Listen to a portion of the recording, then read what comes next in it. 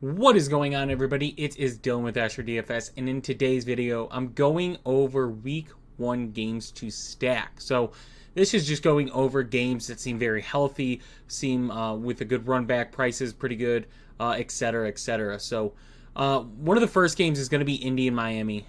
This one I like on both sides of the ball, honestly. I like Indy against Miami's secondary. I like Miami against kind of Indy's defense. Although Indy does have a couple good corners, which is concerning, but I think the speed of Miami is still pretty good. So we're looking at the price points, and I mean, this is where I just love it, right? So going and say I want to play Anthony Richardson, right? And then looking, right, Devon Achane, sub 7K, Jonathan Taylor, sub 7K as well. Don't really want to go after anybody in particular there yet. But what I'm looking at more is the wide receiver. And the wide receivers for Indy, right? Pittman is 49, Downs is 46, Pierce is 44. So let's just say, hey, I want to get Pittman and I want to get Downs on my team, and then a run back, and I could go someone like Jalen Waddle and throw him in there. I'm at a pretty good price point for having a quarterback with a double stack and then a run back on that team of Miami, right? I don't really want to go after Warner Waller week 1. They're very uncertain of their roles on the team right now, so staying away from that. I mean, it's kind of the same thing going on the Miami side too, and say, hey, you know, it's going to be Tua. Let's say for the sake, Achane, get my wide receiver, and we'll throw Tyreek in here, and then run it back, and say someone like Josh Downs, right? Still at a really good price point for the rest of our team, and that's double stacking Miami. So I like that Miami Indy game. I think it's going to be a really healthy game. If Indy can find success passing the ball, I think it could be a really good game. Miami, we've seen the success come from them. I believe getting someone like Bobby Slowick. I don't know why I was thinking Ben Skronik, but Bobby Slowick added to that coaching staff. I think it's going to just help Miami's offense even more. So, yeah, Miami-Indy is definitely a game I want to target on this slate. The other one is Tampa-Atlanta. Now, this one does worry me a little bit this year just because we're getting Michael Penix versus Tampa, but still, the price points are pretty good. It's a little more expensive to stack Baker, especially if you're doing a double stack. But if you just do a single and say, hey, I want Baker, go to the wide receivers, I want to get Mike Evans, and then I want to get Drake London. It's still not that bad for just a single stack. And then you could even say, you can get somebody else and go, I want McMillan on this team, right? We're still at 5,200 remaining, and we have, you know, the 3 best players in this game besides, you know, Bijan. You could say Bucky as well, but from the passing perspective, we have the 2 best pass catchers on, you know, each team, and then we have another one just to double stack Baker Mayfield.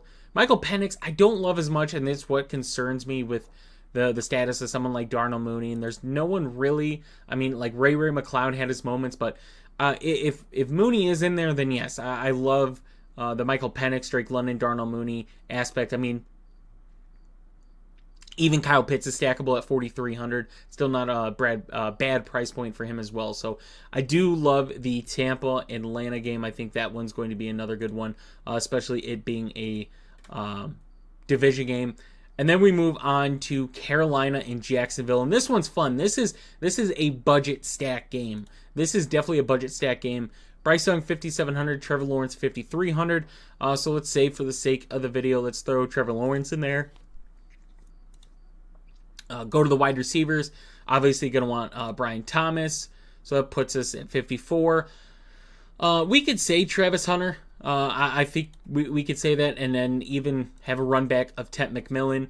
And that's double stacking Jacksonville with the pass catchers. We could go different, and instead of Travis Hunter, we could throw Brenton Strange in there. And we're at a pretty good point there as well, too. The difficult thing about Carolina and picking Carolina's side, right? Like, I think Bryce Young's in a wonderful matchup against Jacksonville. Even if, they start off slow, Jacksonville defense plays good. I expect Jacksonville's offense to be a little more efficient this season with Cohen there. Adding someone like Travis Hunter, you add Diami Brown. The running back room seems pretty competitive. I guess we could say we don't know exactly what's going to come out of that running back room yet, but it is competitive for the three. And then Brenton Strange pretty much replacing Evan Ingram in his role. On the Carolina side, we hope Tep McMillan is the number one guy. But as of right now, in this moment, 3 weeks from the beginning of the season, I don't know who the wide receiver 2, 3, 4, 5 is on this team. It's Tep McMillan's going to see the field. I would assume the other two to start is Adam Thielen and Xavier Legette.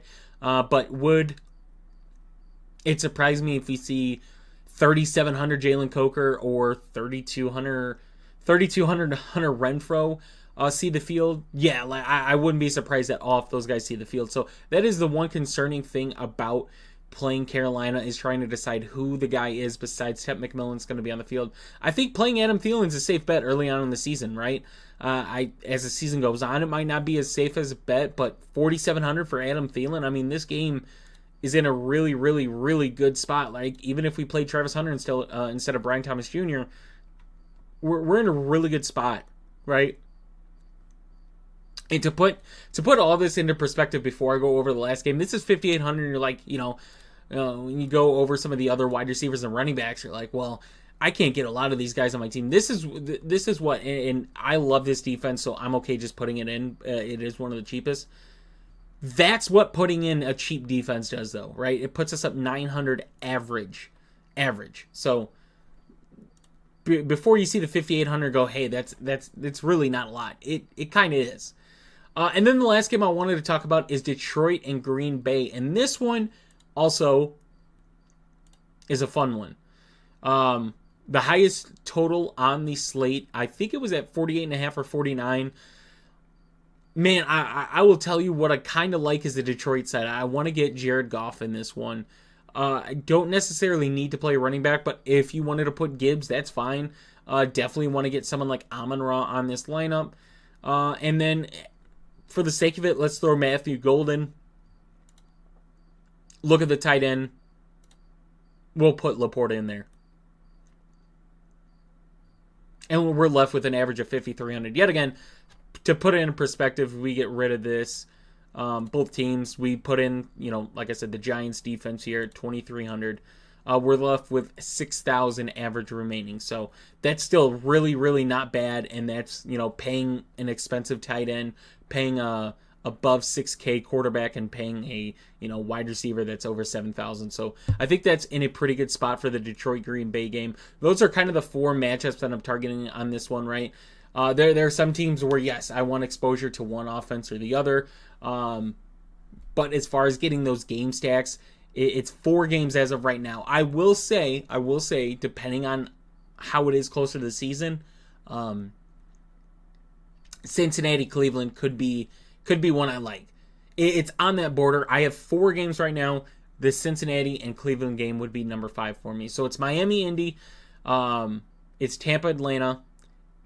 It is Detroit, Green Bay, and then it is Carolina, Jacksonville. Those are my 4 games that I think are very stackable on this slate. 4 games that I want to get a lot of exposure to, that has the potential to be the highest scoring game on the slate. So hope you guys did enjoy. If you guys want to see my quarterback breakdown for week 1, just posted that one, so go check that one out. I'm going to save the running back, wide receiver, and probably tight end. I might do the tight end sooner, since most of that is a lot more certain than wide receiver, running back. But I'm going to save running back and wide receiver until we get to that week 1. So as far as the rest of the positions, we could go over defense. I'm fine with doing defense if you guys are interested in that. But as far as the other 3 positions on this slate, probably a little closer to us getting to the season. So hope you guys did enjoy, and I will see you guys in the next one.